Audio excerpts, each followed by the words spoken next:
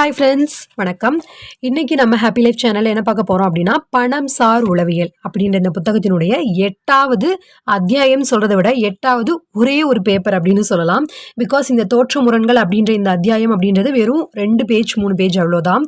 இதில் எவ்வளோ விதமான கருத்துக்கள் எப்படி நம்ம பணம் சார் உளவியலில் பொதுவாகவே பார்த்துட்டு இருக்கிறதா இல்லையா, வெவ்வேறு விதமான கருத்துக்கள் பலவிதமான கோணங்கள்ல இருந்து நம்ம பார்க்குறோம். ஸோ அந்த மாதிரியான வேறு விதமான வித்தியாச கோணங்கள்ல இருந்து இந்த பகுதியிலிருந்து நம்ம என்ன கருத்தை தெரிஞ்சுக்கலாம் அப்படின்றத பார்க்கலாம். அது நம்ம பார்த்தா தான் தெரியும் இல்லையா. ஸோ இப்போ பார்க்கலாம்.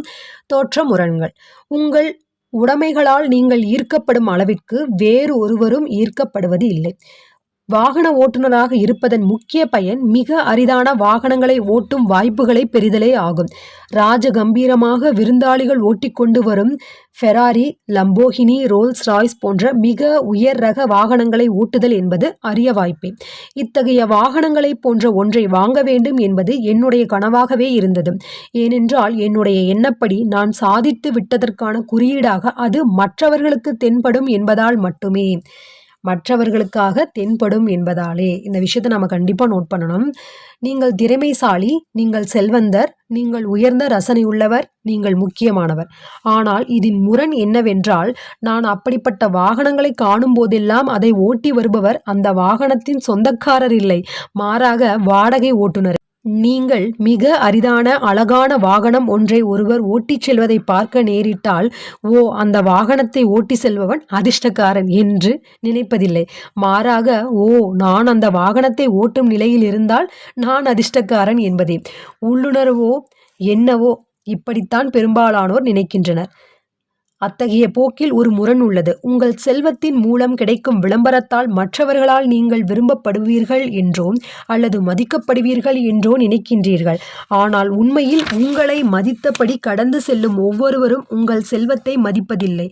மாறாக அவர்கள் உங்கள் செல்வத்தின் அளவை தாங்கள் மதிக்கப்படுதல் வேண்டும், விரும்பப்படுதல் வேண்டும் என்ற பேராசையின் இலக்காகவே அவர்கள் கொள்கின்றனர்.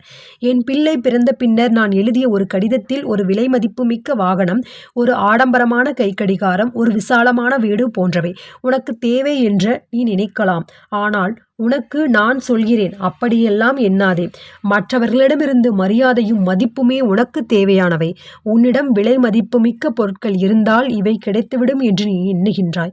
அப்பொருட்கள் நீ எதிர்பார்ப்பதை தரப்போவதில்லை. குறிப்பாக நீ யாரிடமிருந்து மதிப்பையும் மரியாதையையும் எதிர்பார்க்கிறாயோ அவர்களிடமிருந்து.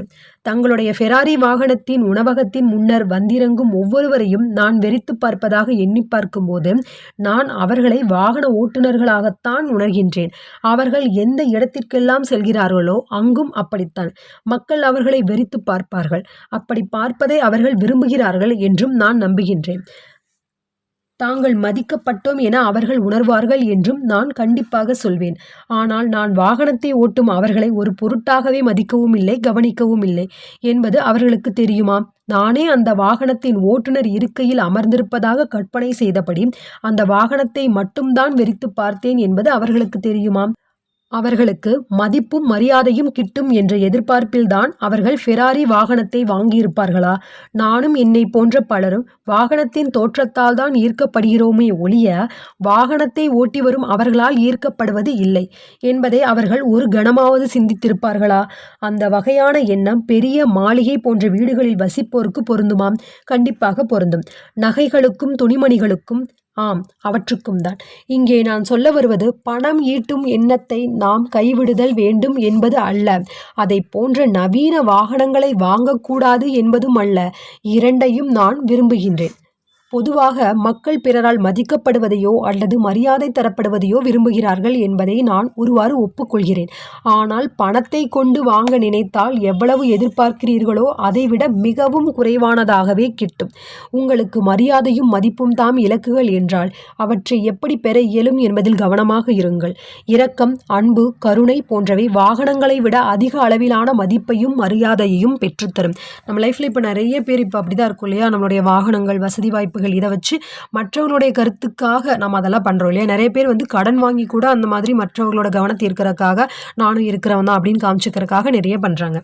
ஸோ இந்த மாதிரி தான் நான் சொன்னேன் இல்லையா, இந்த மாதிரி கருத்துக்கள் வேறு வேறு விதமாக வந்துக்கிட்டே இருக்குது. செல்வத்தை நோக்கி மட்டும் நம்மளை கொண்டு போகாமல் அதனால் நீ அடையக்கூடிய பயன் என்ன, நன்மைகள் என்ன, உனக்கு கிடைக்கக்கூடிய பலன் மூலியமாக உன்னுடைய அனுபவம் எப்படிப்பட்டதாக இருக்க போகுது அப்படின்னு நிறைய கருத்துக்கள் இருக்குது இல்லையா. ஸோ தயவுசெய்து like, comment, share and subscribe பண்ணி நம்ம சேனலை சப்போர்ட் பண்ணுங்கள். இந்த மாதிரி நிறைய நல்ல கருத்துக்களை நம்ம தொடர்ந்து எல்லா புத்தகத்துலையுமே பார்த்துக்கிட்டே இருக்கலாம். இந்த புத்தகத்தை நீங்கள் வாங்கி பயனடையணும் அப்படின்னு நினச்சிங்கன்னா கீழே டிஸ்கிரிப்ஷனில் லிங்க் இருக்குது, அதை வந்து நீங்கள் யூஸ் பண்ணி இந்த புத்தகத்தை வாங்கி பயனடையலாம். ஓகே, இப்போ முடிய போது என்னடான்னு பார்க்கலாம். அவ்வளோதான். இந்த அத்தியாயம் வந்து ரொம்ப ரொம்ப சின்னது, ஆனால் ரொம்ப பெரிய சின்ன கல் பெத்த மாங்கான்னு சொல்லுவாங்க இல்லையா. ஸோ அந்த மாதிரி பெரிய ஒரு கருத்தை நமக்கு தெரியப்படுத்துது. ஃபெராரி வாகனங்களை பற்றி பேசுவதை இதோடு முடித்து விடவில்லை. அதிவேக வாகனங்கள் குறித்த முரண்களை பற்றிய கதையே நம்முடைய அடுத்த அத்தியாயம். அடுத்த அத்தியாயம் என்ன அப்படின்னா, காட்சிக்கு வராததே வெற்றி அப்படின்ற அடுத்த அத்தியாயத்தையே நம்ம பார்க்கலாம். ஓகே ஃப்ரெண்ட்ஸ், உங்கள் எல்லாருக்குமே இது யூஸ்ஃபுல்லாக இருந்திருக்குன்னு நினைக்கிறேன். யூஸ்ஃபுல்லாக இருந்து அப்படின்னு நினச்சிங்கன்னா ஞாபகமாக இந்த வீடியோவை like, comment, share and subscribe பண்ணி நம்ம சேனலை சப்போர்ட் பண்ணுங்கள். உங்கள் எல்லாருக்குமே இந்த நாள் மட்டுமல்ல எல்லா நாளுமே இனிய நாளாக அமைய வாழ்த்துக்கள். பாய்.